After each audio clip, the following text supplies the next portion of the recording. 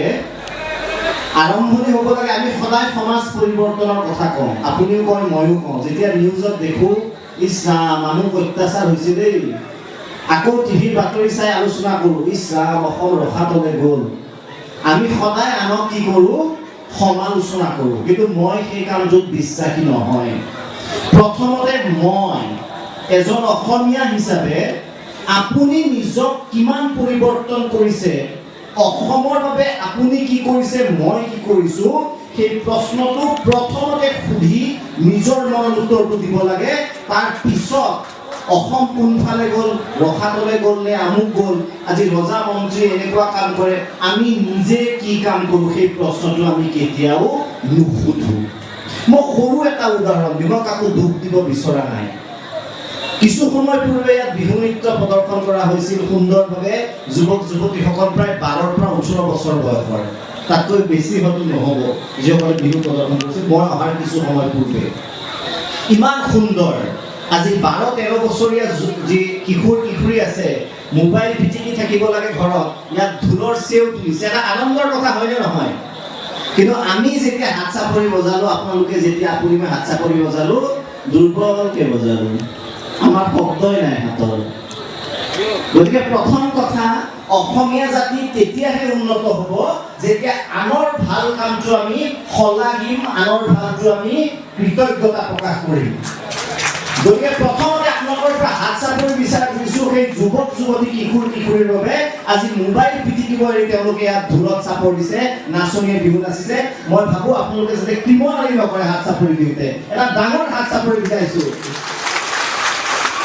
কিন্তু তেতিয়া আপোনালোকে কৃপনালি কৰিছিল ঢোলৰ চেউ দিয়া ইমান সহজ নহয় কঁকালৰ ভাঁজ দিয়া ইমান সহজ নহয় আমি চালোঁ সকলোৱে চাই ঠিকেই আছে এই যিটো ঠিকেই আছে মনোভাৱ এই মনোভাৱে অসমীয়া জাতিক আজি এক অস্তিত্বৰ সংকটত ঠেলি দিছে সকলোৱে কৈছোঁ আনক পৰিৱৰ্তন কৰাৰ কথা মই কিন্তু কেতিয়াও নকওঁ আনক পৰিৱৰ্তন কৰা সকলোৱে নিজৰ মাজত প্ৰশ্ন তুলি চাব লাগে আজিকালি কয় যুৱক যুৱতী ইয়াতে যদি চাই আপোনালোকে ডেকা ল'ৰাৰ সংখ্যা খুব কম আছে মানে যিসকলে ইয়াত লাগি আছে তেওঁলোকৰ কথা মই কোৱা নাই কিন্তু আজি দৰ্শকৰ শাৰীত চাওক বা পিছফালে থিয় হৈ থকা প্ৰায় 15 পৰা 25 বছৰৰ ল'ৰা আৰু ছোৱালী যথেষ্ট কম আছে ইয়াত কাৰণ কি কেতিয়াবা ভাবিছোনে আগতে বিবাহ যেতিয়া হয় বিবাহ অনুষ্ঠান যেতিয়া হয় সকলো কাম ওচৰ চুবুৰীয়াৰ বন্ধু বান্ধৱী আহি তৰকাৰী কটাৰ পৰা আৰম্ভ কৰি গোটেই নিশা কাম কৰে আজিকালি কাৰোবাৰ বন্ধুৰ বিয়া হ'লে ঠিক 7টা বজাত চুট লৈ মোবাইলটো লৈ দুটা সেলফি তুলি কি হয় আমি বিয়া খাবলৈ যাওঁ এইটো কিয় হৈছে ভাবি চাইছে কেতিয়াবা আজি সকলোৱে মই কৈছোঁ এই কথা আপোনাৰ নহয় মোৰ ক্ষেত্ৰতো প্ৰযোজ্য হয় আজি কিয় এনেকুৱা হৈছে ইয়াৰ মূল কাৰণটো হ'ল আমি সকলো ব্যক্তিকেন্দ্ৰিক এতিয়া সুধিব পাৰে ব্যক্তিকেন্দ্ৰিক মানে কি ব্যক্তিকেন্দ্ৰিক মানে আজিৰ যুৱক যুৱতী বেছিভাগে কেৱল 3টা কথা চিনি পায় কি 3টা কথা চিনি পায় মই আৰু মই সুখত থাকিলে হ'ল মই ভালকে থাকিলে হ'ল মই ভালকে খাবলৈ পালে হ'ল মই ভাল পিন্ধিব পাৰিলে হ'ল মই এখন বাইক ল'ব পাৰিলে হ'ল মই এটা স্কুটি ল'ব পাৰিলে হ'ল মই এখন এটা DSLR কেমেৰা কিনিলে হ'ল বাকী যোন যাই থাকক আপত্তি নাই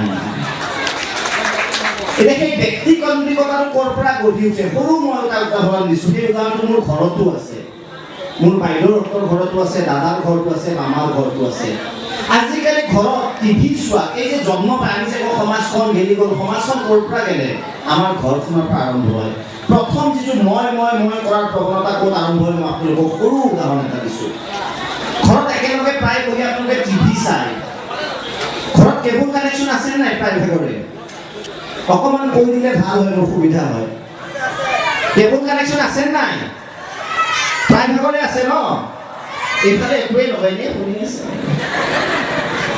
কৈছে আৰু গান কেতিয়াহে ৰখি আছে গাড়ীও যায় কেতিয়া গান কেতিয়াহে তাকে ৰখি আছে যাম মই চিন্তা নকৰিব গতিকে কেবল কানেকশ্যন আছে নাই ইয়েছ ডাঙৰ সমস্যা সমাজৰ ক'ৰ পৰা আৰম্ভ হয় জানেনে এই ঘৰত বহি বেছিভাগ 2-1 বাদে আপুনি চাব ঘৰৰ জ্যেষ্ঠজন ককাক আইতাক যেতিয়া বহি থাকিব, মাক দেউতাক বহি থাকিব, ৰিমোট কণ্ট্ৰলটো কাৰ হাতত থাকিব জানেনে? ঘৰৰ আটাইতকৈ সৰু পোৱালিটোৰ হাতত। হয়নে নহয়? বেছিভাগ ক্ষেত্ৰত মিছা নক'ব। এইটোৱে আটাইতকৈ ডাঙৰ ব্যক্তিকেন্দ্ৰিকতাৰ জন্ম দিয়ে। মই সৰু পোৱালীৰ বিৰুদ্ধে মোক পিটিব এতিয়া পোৱালীবিলাকে দেখি। আমাক ৰিমোট ল'ব মানা কৰিছে, কথাটো মই কি কৈছোঁ, সৰু কথা মন কৰিব আপোনালোকে। মই যিটো অবজাৰভেশ্যন কৰিছোঁ, মই যিটো পৰ্যবেক্ষণ কৰিছোঁ, যে মই কি হৈছে, ক'ৰবাত বোম ফুটিছে, কাৰো কেয়াৰ নকৰে, কাৰোবাৰ ঘৰত মানুহ মৰিছে, কন্দা মানুহ আজিকালি নাই। আনকি পিতৃ মাতৃৰ বিয়োগতো আমি দেখোঁ নাকান্দে। মই অধিবক্তা হিচাপে কোনোবা পিতৃ মাতৃ ঢুকাইছে, দুদিন পিছত আহে বোলে ছাৰ কি হ'ল, বোলে দেউতাৰ যাৰ মাটিখিনি টকাখিনি, মই বোলো দেউতাৰ চিতাৰ সেইখিনি শান্তি হ'বলৈ দে, অকণ ঠাণ্ডা পৰিবলৈ দে। মানে এনেকুৱা যুগ হৈছে। কিয় হৈছে? আৰম্ভণিটো ঘৰৰ ৰিমোট কণ্ট্ৰলৰ পৰা। ককাক এগৰাকী বহি আছে 70 ঊৰ্ধৰ, মাক বহি আছে, পিতৃ বহি আছে, ঘৰৰ আটাইতকৈ সৰুটোৰ হাতত ৰিমোট দি দিয়া। সি কি চাব? ডৰেমন চাব। সি কি চাব? ছোটা ভীম চাব। ছোটা ভীম চোৱাটো আপত্তি নাই, ডৰেমন চোৱাটো আপত্তি নাই, চাব লাগে। কিন্তু ঘৰৰ 4জন যেতিয়া ডাঙৰ মানুহ বহি থাকিব, সৰুটোৱে মোবাইল যিটো ৰিমোট কণ্ট্ৰল হাতত থাকিব, আৰু ঘৰৰ জ্যেষ্ঠজনক যেতিয়া অসন্মান প্ৰদৰ্শন কৰিব, তেতিয়া পিতৃ মাতৃয়ে যদি বহি হাঁহি চাই থাকে, সেইটোৰ পৰা আৰম্ভ হয় ব্যক্তিকেন্দ্ৰিকতা। গতিকে প্ৰথম চৰ্ত, সমাজখন ভাল কৰিবলৈ হ'লে আমি ঘৰৰ পৰা মানে চেক্ৰিফাইচ। সৰু শিশুৰ যেতিয়া মগজু একেবাৰে উকা কাগজৰ নিচিনা, সৰু শিশুৰ মগজ উকা কাগজৰ নিচিনা। আমি কি শিকালো?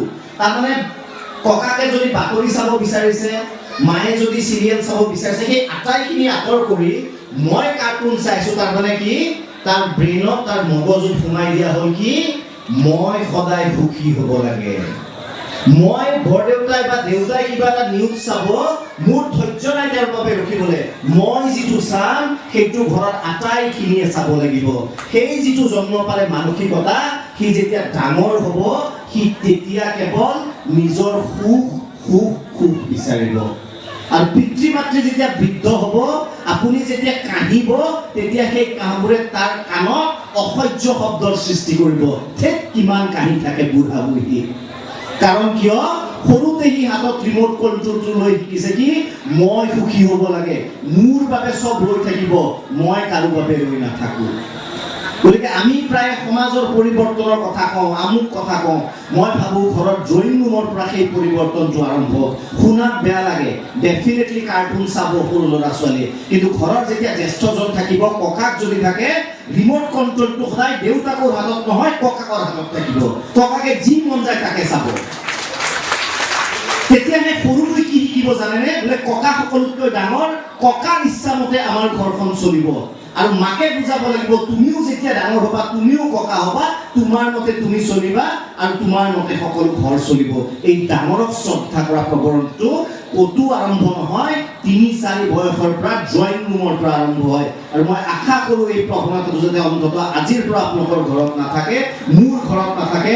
আমি তাকেই আশা কৰিম। তেতিয়াহে এখন সমাজ আমি গঢ়িব পাৰিম। নহ'লে সমাজ বেয়া হৈছে, সমাজ স্বাৰ্থপৰ, মানুহ মৰি গৈছে, কোনো কেৰেক্ট নকৰে, এইবিলাক অভিযোগ পিছত নিউজ চাই দি লাভ নাই।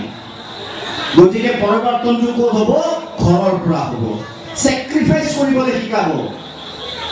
চেক্ৰিফাইচ কৰিবলৈ শিকাব যে ঘৰৰ 4জন ডাঙৰ মানুহ আছে, বাবা তেওঁলোকে নিউজ এটা চাব বিচাৰিছে, চাই লওঁ, তেওঁ ডাঙৰ আমাতকে। দ্বিতীয় কথা, মই আকৌ কৈছোঁ এই পৰিৱৰ্তন, মই খুব ডাঙৰ কথা নকওঁ। দেশ বৰবাদ হ'ল, দেশ আমুক হ'ল, দেশ তামুক হ'ল, মই নকওঁ। মই সৰু কথা, নিজৰ ঘৰখন যদি আমি সকলোৱে ঠিক কৰি লওঁ, আপুনি মই ঠিক কৰি লওঁ, সমাজখন নিজে কি হৈ যাব? ঠিক হৈ যাব। আৰু সেই যে নিজৰ সুখৰ ৰিমোট কণ্ট্ৰল, সেইকাৰণে আজিকালি পিতৃ মাতৃ ঢুকাই গ'লেও মই উকিল হিচাপে মই গালি পালোঁ। প্ৰথম ফোন কৰে যে দেউতাৰ সম্পত্তি কাৰ ভাগত কিমান পৰিব। আজিকালি চকু পানীও নোলায় পিতৃ মাতৃ ঢুকাই গ'লে। গতিকে সদায় সন্তানক মই ভাবোঁ আমাৰ মাতৃ পিতৃয়ে যিটো কৈছিল যে সদায় চেক্ৰিফাইচ, আনৰ বাবে কিবা এটা কৰিবলৈ শিকাওক, আনৰ সুখৰ বাবে কিবা এটা কৰি চাওক, ভাল লাগিব। দ্বিতীয় কথা, আজি মই ইয়াত যেতিয়া মোক বিভিন্ন ধৰণৰ যি এইদৰে সম্ভাষণ জনোৱা হ'ল, মই সঁচাই আৱেগিক হৈ পৰিলোঁ। কিন্তু আপোনালোকক মই কওঁ, এতিয়া মোৰ যিটো জীৱন, মই একো ডাঙৰ কাম কৰা নাই। মই ভাৰতবৰ্ষৰ ৰাষ্ট্ৰপতিও নহয়, মই মুখ্যমন্ত্ৰীও নহয়, মই হিমন্ত বিশ্ব শৰ্মাও নহয়, মই কোনো নহয়, কিন্তু এগৰাকী সাধাৰণ অধিবক্তা আৰু সাংবাদিক হিচাপে আপোনালোকে মোক যিখিনি সন্মান দিলে, মই আজি যদি চাওঁ বহু কেইবছৰ পূৰ্বৰ দিনলৈ ঘূৰি গৈছোঁ। দ্বিতীয় কথাটো আমাৰ মাজত কি নাই, আমাৰ সপোন দেখাৰ সাহস নাই। অসমীয়াৰ আজি কি নাই, সপোন দেখাৰ সাহস নাই। এতিয়া ভাবিব সপোনটো আমি সদায় দেখোঁ ৰাতি, কালিও দেখিছোঁ 4টাতে সপোন। সেইটো সপোন নহয়, শুই শুই যিটো দেখে টকাই টকা আহিছে, ময়ো দেখোঁ কেতিয়াবা। ঠিক টকাখিনি বুটলি মায়ে ঠক লগাই 6টা মাৰি দিয়ে, উঠ 7টা বাজিল, বিৰাট খং উঠে তেতিয়া। সেইটো সপোন নহয়। সপোন কিহৰ সপোন? আজি যিসকল শিশু বহি আছে, যুৱক যুৱতী বহি আছে, ভৱিষ্যতে কিবা এটা কৰাৰ সপোন। যদি মই কওঁ ইয়াৰ মাজত বহি থকা কিশোৰ কিশোৰী কালি ৰাষ্ট্ৰপতি হ'ব, কালি IAS অফিচাৰ হ'ব, আপোনাৰ সন্তান আমাৰ বেছিভাগে কি এক্সকিউজ ন, বেছিভাগে কি কওঁ, নাই আমাৰ ঘৰৰ অৱস্থা ইমান ভাল নহয়, পাৰিবা আৰু ইমান। এইবিলাক আমি কি কওঁ, নিজৰ মনক সান্তনা দিওঁ। ঘৰৰ অৱস্থা কেয়াৰ নকৰে। আপোনাৰ দুচকুত, আপোনাৰ সন্তানৰ দুচকুত যিয়ে সপোন দেখাৰ সাহস কৰে, সি পৃথিৱীৰ যিকোনো অসম্ভৱ কাম সম্ভৱ কৰিব পাৰে বুলি মই নিশ্চিত। গতিকে আজিৰ পৰা সপোন দেখিবলৈ আৰম্ভ কৰক, সপোন দেখিবলৈ আৰম্ভ কৰক, ডাঙৰ ডাঙৰ সপোন। সন্তানক কওক ডাঙৰ সপোন দুচকুত লাগিব।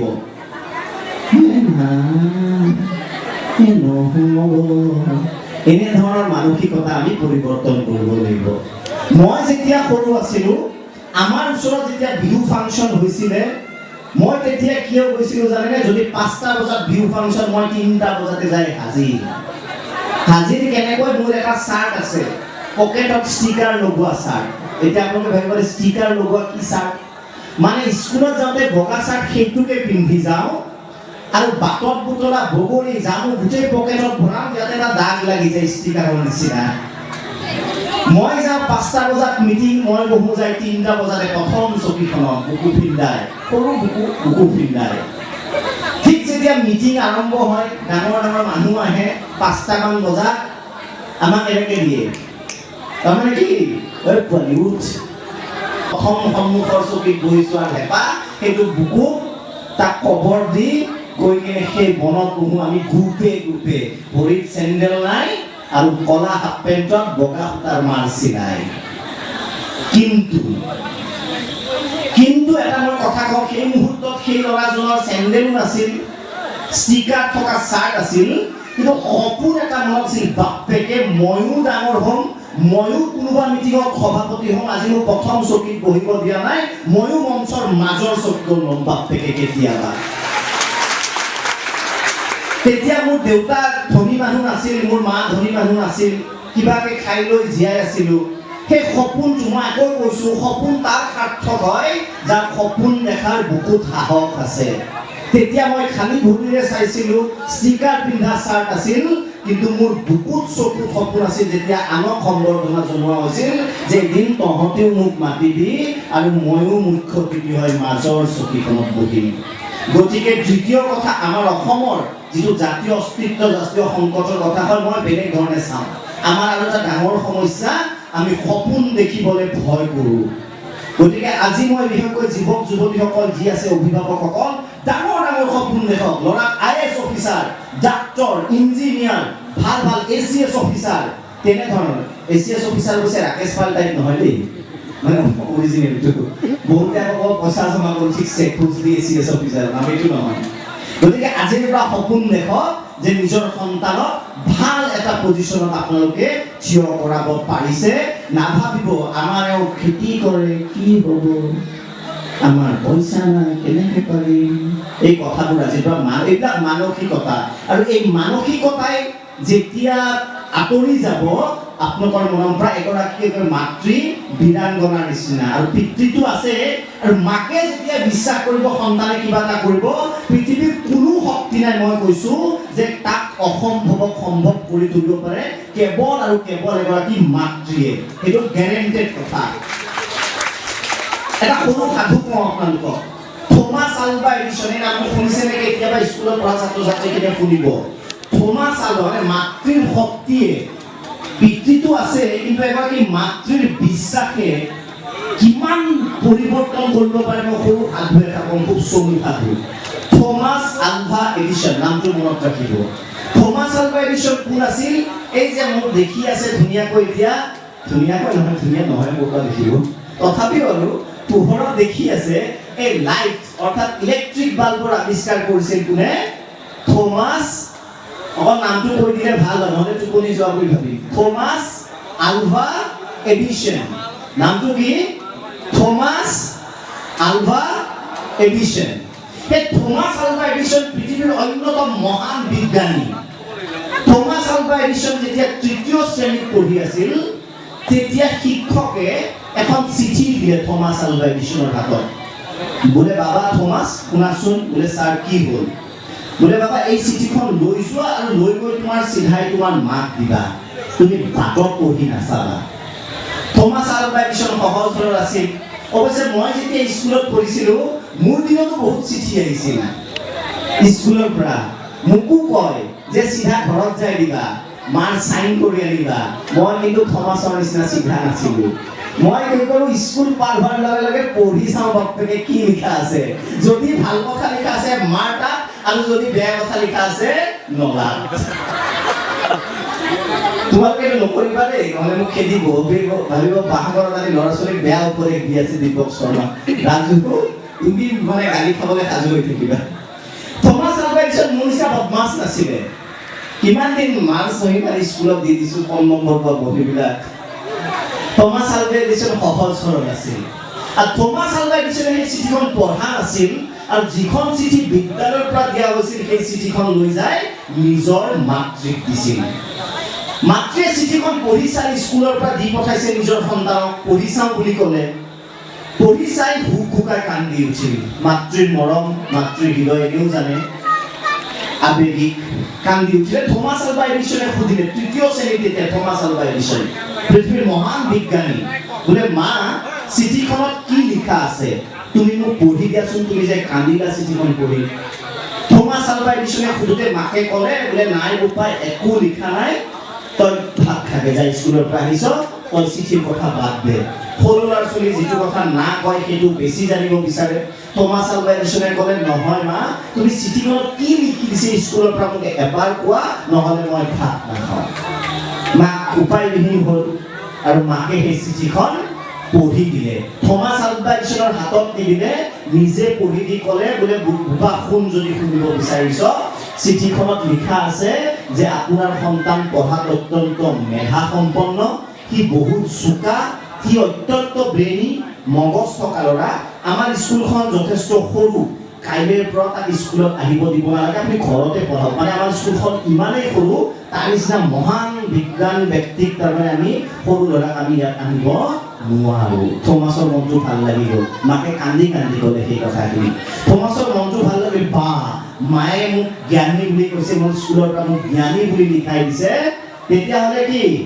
তেতিয়াহ'লে মই সঁচাই ইমান জ্ঞানী নেকি তাৰ মনত ভাল লাগিল পিছদিনাৰ পৰা থমাস আলভা এডিসনক মাকে স্কুললৈ নপঠিয়ালে 25 বছৰ পাৰ হ'ল যেতিয়া সেই শিশুটি থমাস আলভা এডিসন নামেৰে বিখ্যাত বিজ্ঞানী হ'ল পৃথিৱীৰ তেওঁ পুৰণি যি আলমাৰী আছিল আলমাৰী খচুৰত এখন চিঠি দেখিলে সেই চিঠিখন যিখন স্কুলৰ পৰা দি পঠাইছিল মাকক দিবলৈ তেতিয়া থমাস আলভা এডিসনৰ মাক জীৱিত অৱস্থাত নাছিল আৰু থমাস আলভা এডিসনে মাকক বৰকে মনত কৰিল বোলে এইখন চিঠি মই তৃতীয় শ্ৰেণীত থাকোঁতে বিদ্যালয়ৰ পৰা মোক স্কুলৰ পৰা দি পঠিয়াইছিল আৰু মোৰ মায়ে এইখন পঢ়ি দিছিল বুলি যথেষ্ট আবেগিক হ'ল থমাস আলভা এডিসন আৰু থমাস আলভা এডিসনে সেই চিঠিখন যেতিয়া উলিয়াই চালে তেতিয়া তেওঁৰ নাম গোটেই পৃথিৱীত বিয়পি পৰিছে এইবাৰ চিঠিখন পঢ়ি চাই থমাস আলভা এডিসন মাকে যিমান কান্দিছিল তাতকৈ দুগুণ কান্দিলে কাৰণটো জানি আচৰিত হ'ব মাকে মিছা কথা এটা কৈছিল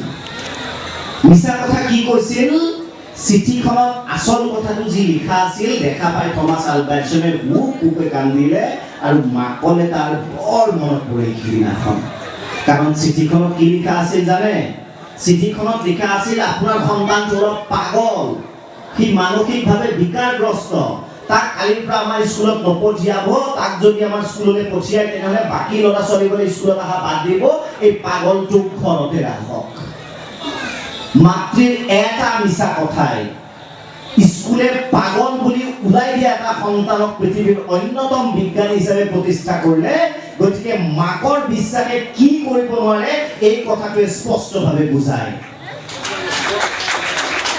আৰু সন্তানৰ ভৱিষ্যত কি হ'ব মই আকৌ কৈছো পিতৃৰ দায়িত্ব থাকে পিতৃৰ ৰেসপন্সিবিলিটি থাকে কিন্তু এগৰাকী মাতৃৰ আটাইতকৈ বেছি দায়িত্ব থাকে নিজৰ সন্তানে কি কৰিব ভৱিষ্যতে মাকৰ বিশ্বাসৰ ওপৰত সেইকাৰণে কৈছো অসমীয়া জাতিৰ অস্তিত্ব বিহুক আমি চিৰযুগমীয়া কৰিবলৈ সপোন দেখিব লাগিব ডাঙৰ ডাঙৰ সপোন আৰু এই সপোনত বিশ্বাস ৰাখিব লাগিব মাকে তৃতীয় কথা